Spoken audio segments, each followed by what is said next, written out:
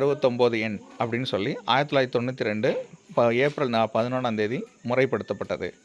So அரசாணைக்கேற்ப இவர்களும் PhD MPhil பட்டதாரிகளுக்கு நேர்காணல் தேர்வு, மற்றவர்களுக்கு எழுத்து மற்றும் நேர்காணல் தேர்வு நடத்தி ஆசிரியர் தேர்வு வாரியம் தேர்ச்சி பட்டியலை வெளியிட்டது. மேற்காண் ஆசிரியர்கள்